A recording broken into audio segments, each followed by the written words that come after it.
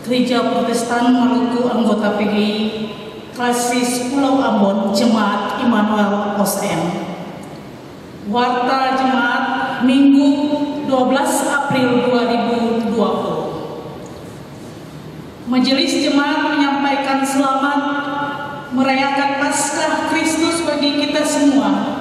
Semoga makna Paskah menyata dalam perjuangan untuk membela kehidupan. Selanjutnya kami mohon perhatian terhadap warta di saat ini. 1. Informasi pelayanan ibadah pagi ini dilayani oleh Pendeta Nyonya E. Poloroi dengan memudahkan liturgi ibadah Paskah.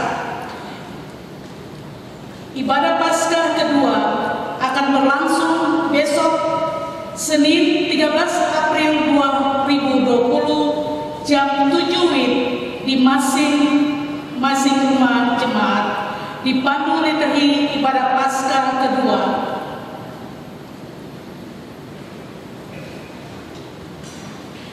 Ibadah wadah pelayanan berlangsung seperti biasa dengan dipandu pengeras suara. 2. Ucapan terima kasih.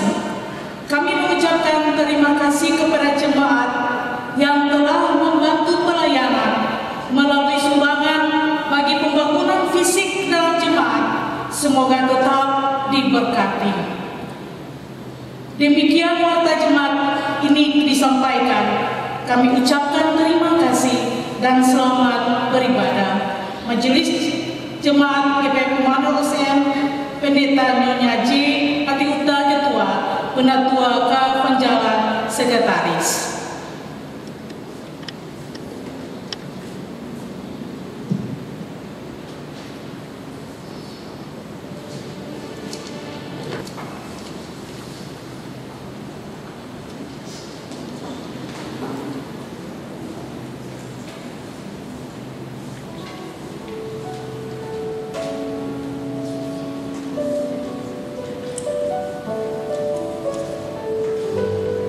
Saudara-saudari, marilah kita bersukacita menyambut kebangkitan Yesus. Dia sudah bangkit, Dia hidup, dan Dia memberi kehidupan untuk kita. Kita memuji Yesus yang bangkit dengan melakukan berturut-turut. Dari yang GPM 194, GPM nomor 15 dan GPM nomor 40.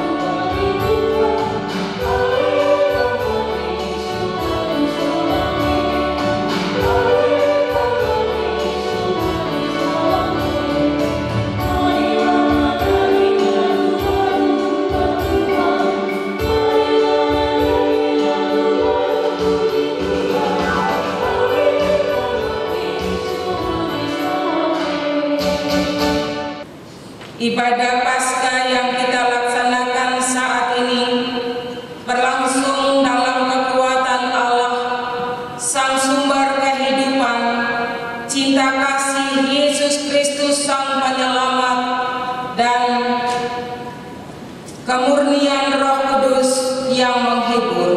Amin. Kita angkat pujian bersama Kidung Jemaat 188 ayat 1 dan 2.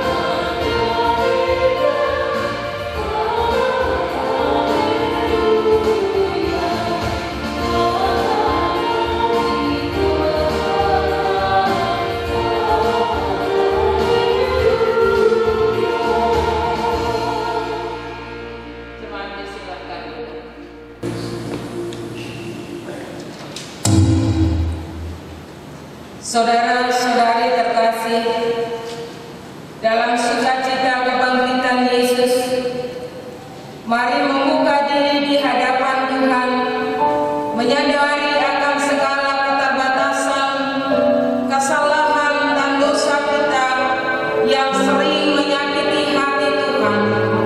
Mohon pengampunan dan pembaharuan hidup. Nyanyian BPM nomor 51 ayat 1 dan 2.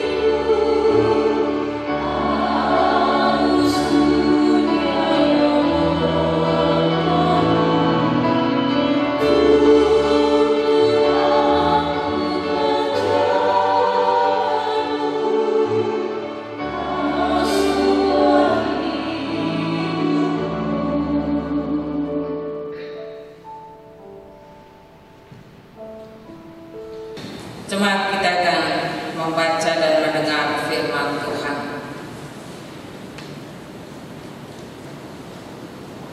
Jemaat yang Tuhan Yesus kasihi, pembacaan firman Tuhan terambil dari Yohanes 20 ayat 1 sampai 10 dan Roma 6 ayat 10 sampai 11. Tapi sebelum membaca firman Tuhan, mari kita berdoa.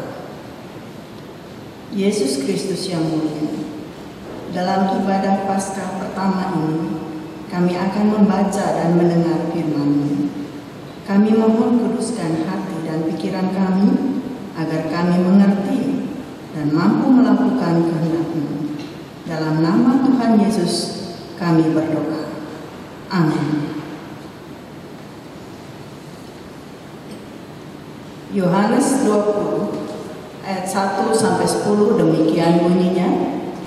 Kebangkitan Yesus. Pada hari pertama minggu itu, pagi-pagi benar ketika hari masih gelap, pergilah Maria Magdalena ke kubur itu, dan ia melihat bahwa batu telah diambil dari kubur. Ia berlari-lari mendapatkan Simon Petrus dan murid yang lain yang dikasihi Yesus, dan berkata kepada mereka, "Tuhan telah diambil orang dari kuburnya, dan kami tidak tahu di mana ia diletakkan." Maka berangkatlah Petrus dan murid yang lain itu ke kubur. Keduanya berlari bersama-sama, tetapi murid yang lain itu berlari lebih cepat daripada Petrus, sehingga lebih dahulu sampai di kubur. Ia menjenguk ke dalam dan melihat kain kafan terletak di tanah, akan tetapi ia tidak masuk ke dalam.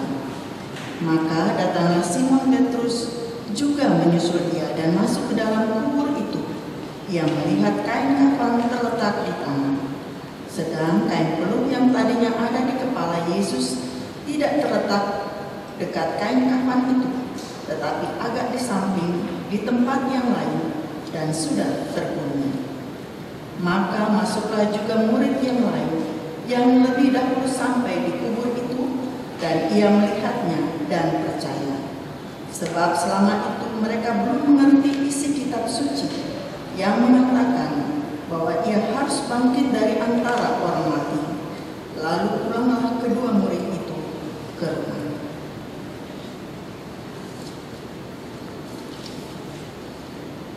Roma 6 ayat 10-11 demikian bunyinya dengan judul Mati dan Bangkit dengan Kristus. Sebab kematiannya adalah kematian terhadap dosa, satu kali dan untuk selama-lamanya, dan kehidupannya adalah kehidupan bagi Allah. Demikianlah hendaknya kamu memandangnya, bahwa kamu telah mati bagi dosa, tetapi kamu hidup bagi Allah dalam Kristus Yesus. Demikianlah firman Tuhan.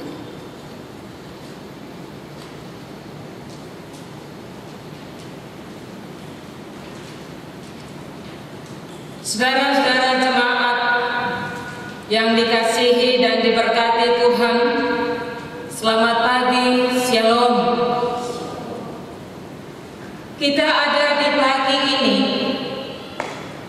dalam merayakan Paskah Kristus atau kebangkitan Kristus. Dan perayaan Paskah Kristus di tahun ini memiliki tema Yesus bangkit, percayalah dan berjuanglah membela kehidupan. Saya yakin dan percaya sungguh bahwa hari ini adalah hari yang istimewa. Walaupun kita berada di tengah tantangan virus corona yang membuat ketegangan hidup, namun sebagai umat atau jemaat, bahkan semua orang percaya di muka bumi atau dunia ada dalam sukacita yang besar karena kebangkitan Yesus. Siapakah di antara kita yang tidak bersukacita jika dosa dan kesalahan kita telah ditebus dan dibebaskan oleh Allah? Tentunya kita akan bersukacita dan bersyukur kepada Tuhan. Kita harus sadari sungguh tidak ada kebangkitan tanpa kematian dan kelahiran. Sebab selalu ada dalam kehidupan ini, ada saja yang disebut dengan kelahiran, kematian dan kebangkitan. Jika satu dari ketiga hal di atas tidak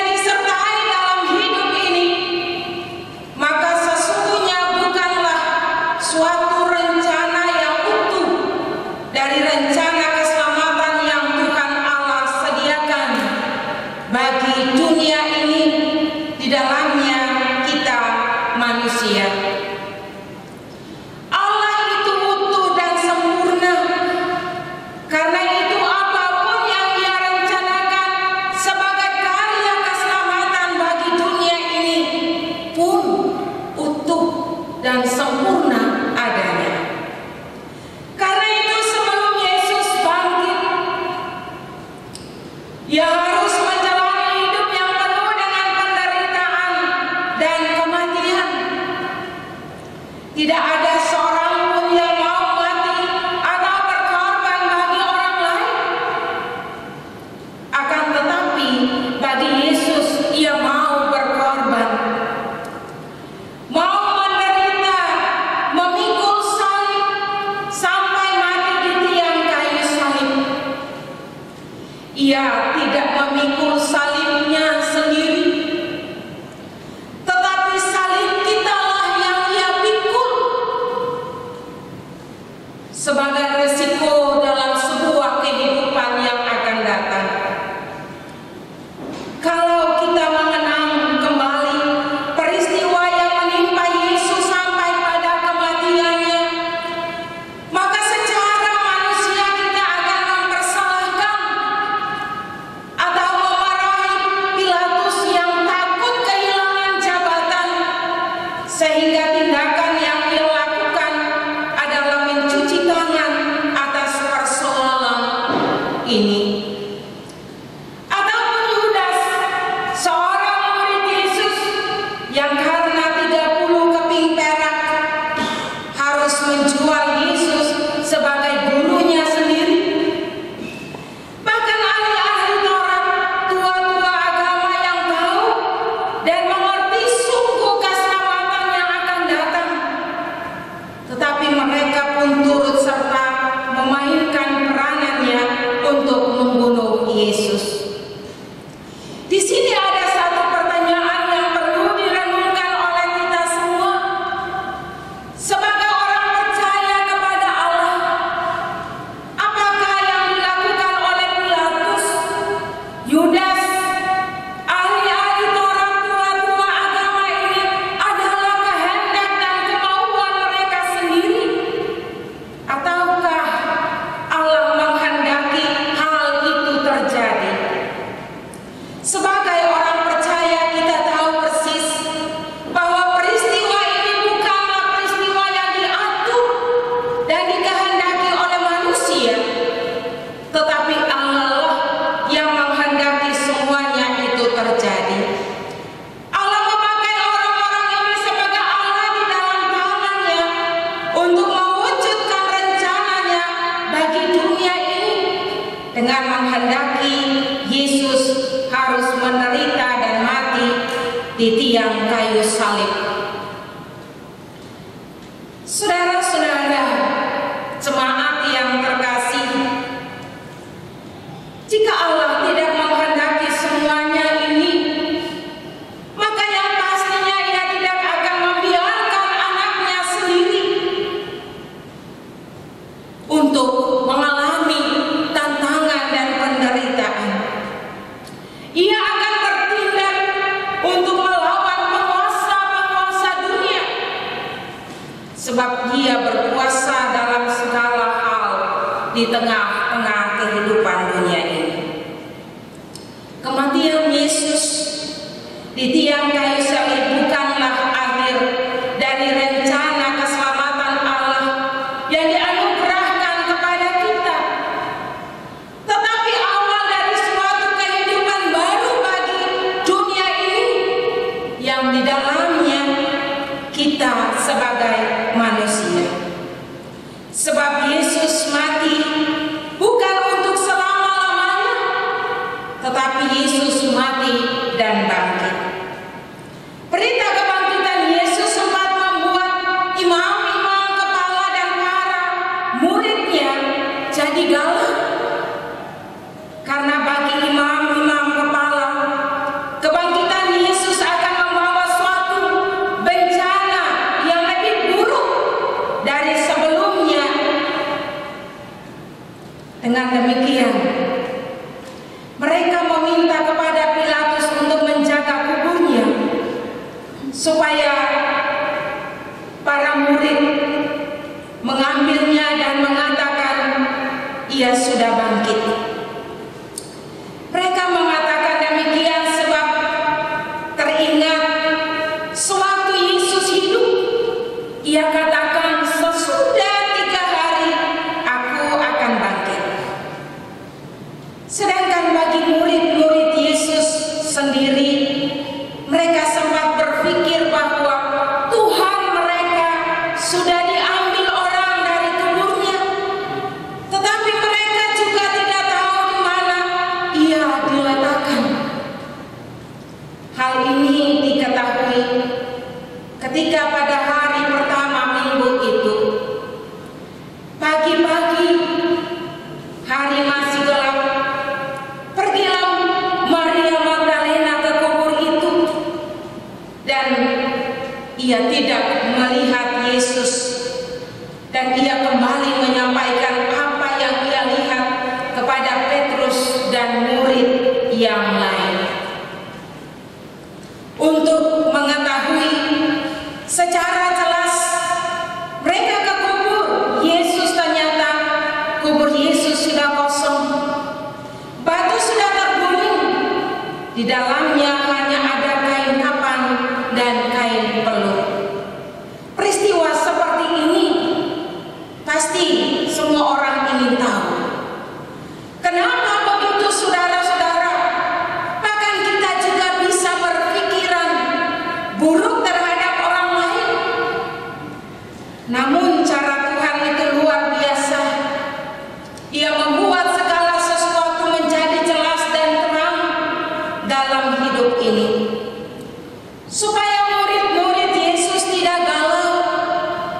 Ia membuat mereka menjadi mengerti di tengah ketidakmengerti mereka terhadap Yesus, sehingga mereka tidak berpikiran buruk kepada orang lain, dan membuat mereka menjadi percaya bahwa Yesus telah bangkit.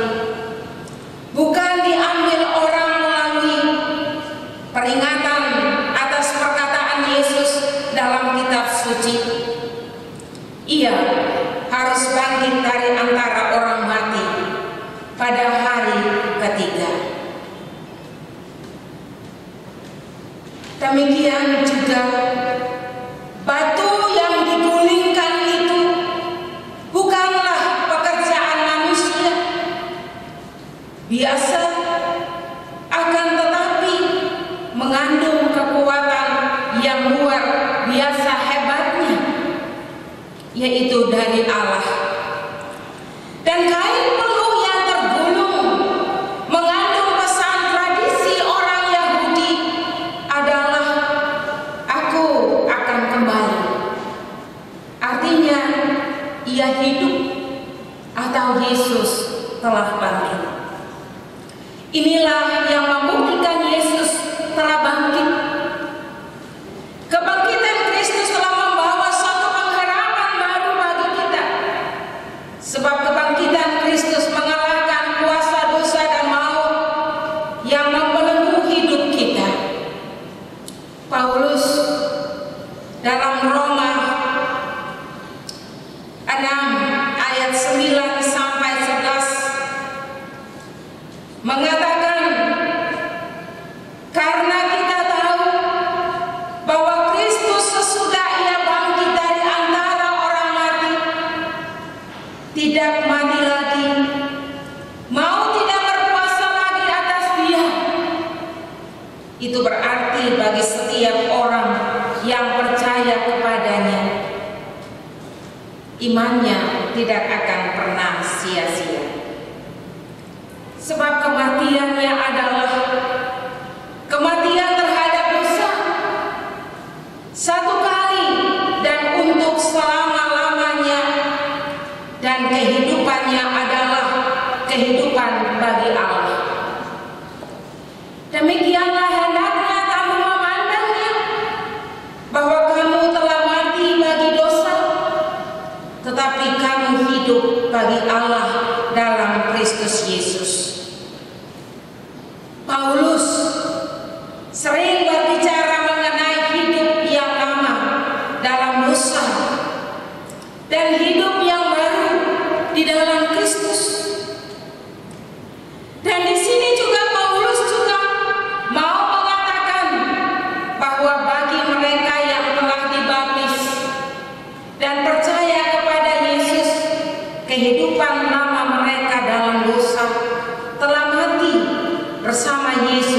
di kayu salib. Mereka yang mati bersama Kristus juga akan dibangkitkan kepada hidup serta hidup bersamanya, yakni mereka akan beroleh hidup yang kekal. Dengan kata lain, Paulus menekankan pikirannya mengenai hal menjadi satu dengan Kristus di dalam kematian dan kebangkitannya. Bandingkan Roma 6 ayat 5. Yesus telah melakukan banyak hal buat kita supaya kita diselamatkan. Kita tidak lagi dikuasai oleh kesalahan dan dosa. Karena itu kita harus sungguh-sungguh percaya bahwa Yesus bangkit. Dengan demikian seluruh perjuangan untuk membela dan mempertahankan hidup di tengah-tengah tantangan zaman ini, kita juga percaya bahwa Yesus yang bangkit itu senantiasa bersama-sama dengan kita. Dia akan memberikan kehidupan yang baru dengan memiliki kekuatan yang berasal daripadanya. Hidup lama kita akan berubah, diganti dengan hidup yang baru. Dengan kata lain, serahkanlah seluruh hidup kita ini seutuhnya kepada Tuhan sebagai alat kebenaran di dalam tangannya. Itulah yang merupakan bagian dari sebuah kehidupan baru yang harus dibela, yang harus diperjuangkan atau dipertahankan dalam memasuki hari-hari hidup yang akan datang. Selamat merayakan Paskah Kristus. Tuhan Yesus memberkati kita semua. Amin.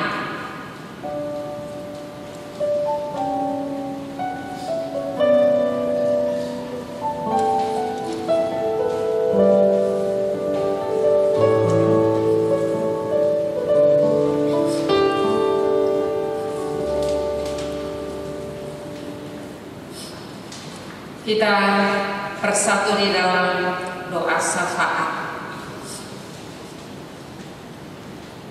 Kita berdoa.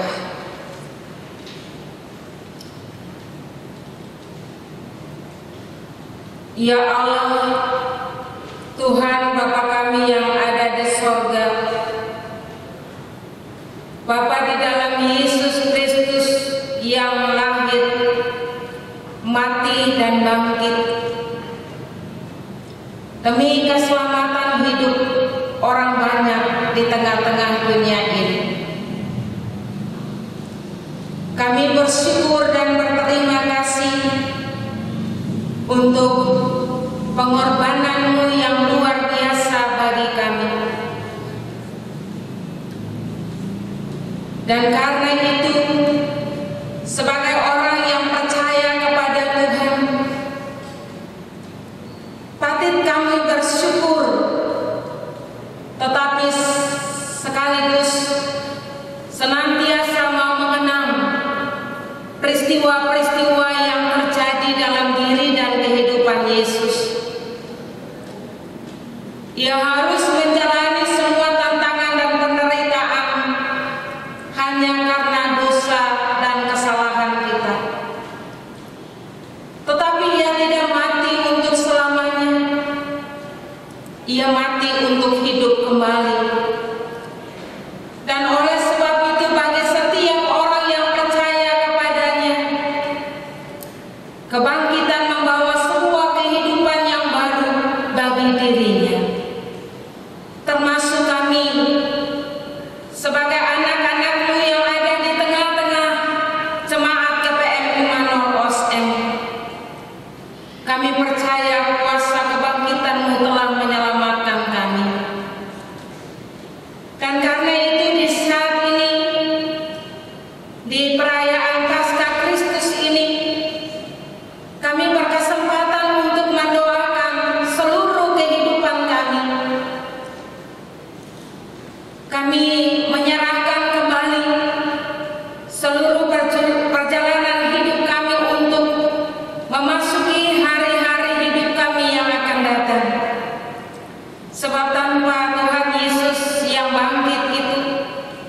sia-sialah seluruh kepercayaan kita, sia-sialah seluruh jerih juang kita, atau sia-sialah sudah mempertahankan hidup kita di tengah-tengah berbagai tantangan dan persoalan hidup ini. Terlebih khusus di tahun ini kami merayakan Paskah Kristus dalam suasana yang penuh dengan tantangan dan penderitaan akibat dari virus corona. Dan oleh sebab itu kami berdoa meminta pertolongan, biarlah kasih-Mu menyelamatkan kami, agar kami tetap hidup dan menyaksikan nama Tuhan di tengah-tengah dunia ini.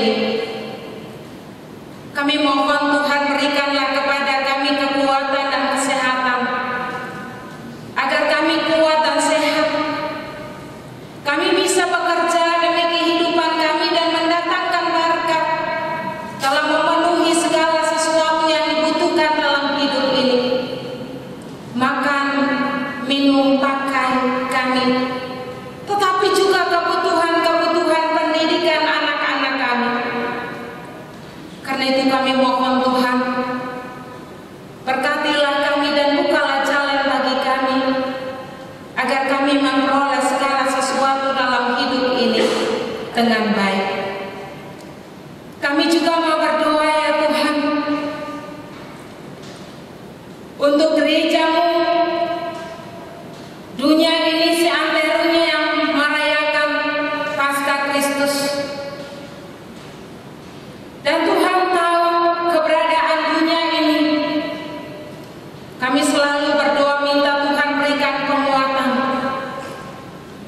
terlebih khusus bagi mereka yang mengalami penderitaan sakit disebabkan karena virus corona. Tuhan berikan pengharapan bagi mereka.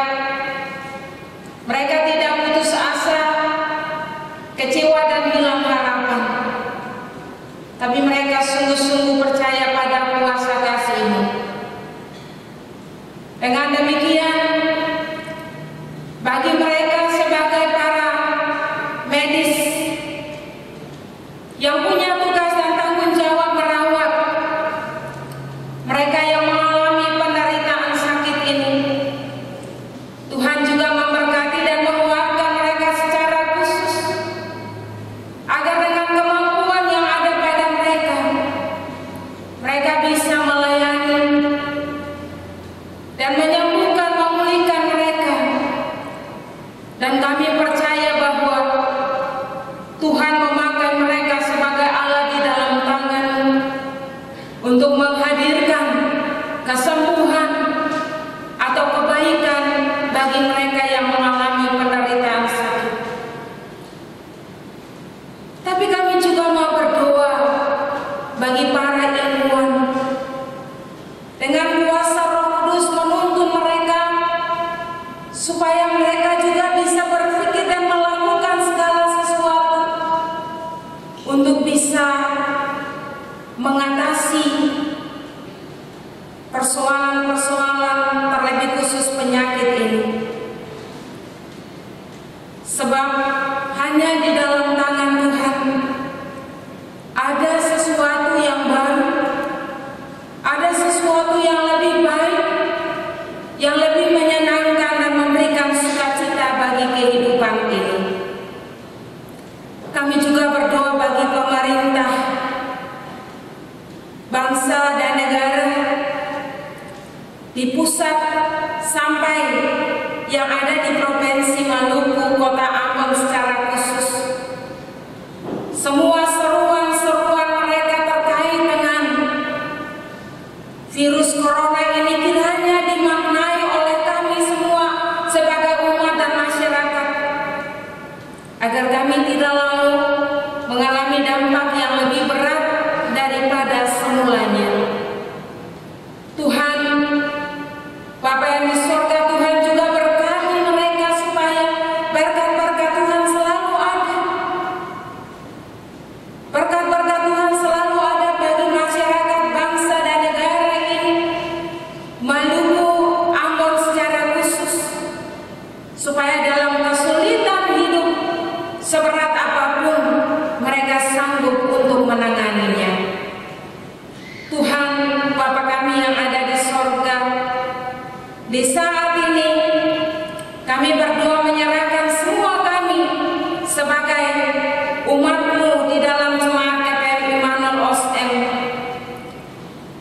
dari yang ada di dalam kandungan sampai yang beruban putih, sebagai janda, duda, anak-anak yatim piatu, mereka yang disebut disabilitas atau berkebutuhan khusus, Tuhan juga memberkati mereka. Kami bersyukur dan berterima kasih kepada-Mu Tuhan untuk segala berkat yang Tuhan anugerahkan dalam kehidupan ini, sehingga kami juga bisa memberi pemberian syukur yang kami berikan di dalam keluarga dan rumah-rumah tangga kami masing-masing, disebabkan karena ibadah perayaan Paskah Kristus ini berlangsung di tiap-tiap keluarga dan rumah tangga. Tuhan memberkati tiap-tiap keluarga dengan semua pemberian syukur mereka. Bahkan firman Tuhan yang telah dibaca dan diperdengarkan, Tuhan juga tolong mengartikan itu lebih dalam bagi kami semua, sebab kami juga sadar kami pelayan, kami punya keterbatasan, tapi di dalam Yesus segala sesuatu menjadi sempurna. Bapak, terima kasih untuk pelayanan yang kami laksanakan di saat ini. Semua orang yang terlibat dalam ibadah ini, Tuhan memberkati kami semua. Inilah doa kami, syukur dan terima kasih kami kepada Tuhan di perayaan Paskah Kristus ini. Tuhan berkenan mendengarnya dan menjawab itu bukan karena kehendak kami manusia, tapi karena kasih-Mu dan kemurahan-Mu atas doa kami di saat ini. Ampuni salah dan dosa kami Bapa, di dalam nama Tuhan Yesus kami berdoa bagi Bapa di sorga. Amin.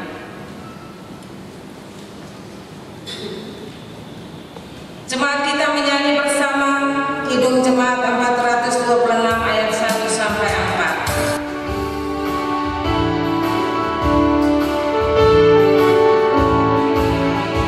Hallelujah, hallelujah.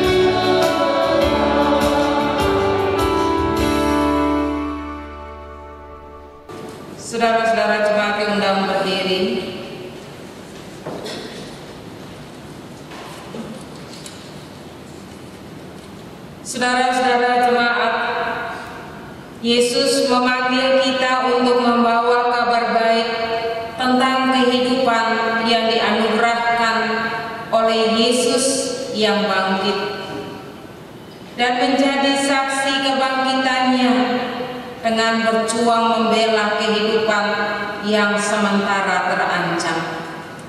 Janganlah gentar, sebab kita tidak pernah berjalan sendirian. Arahkan hati dan terimalah berkat Tuhan. Semoga Allah Sang Pencipta memampukan kita untuk menciptakan kehidupan yang lebih sejahtera. Yesus Kristus memampukan kita untuk mewujudkan kedamaian dan kerukunan. Roh Kudus memampukan kita menjadi berkat di dalam keluarga, gereja, dan masyarakat. Amin.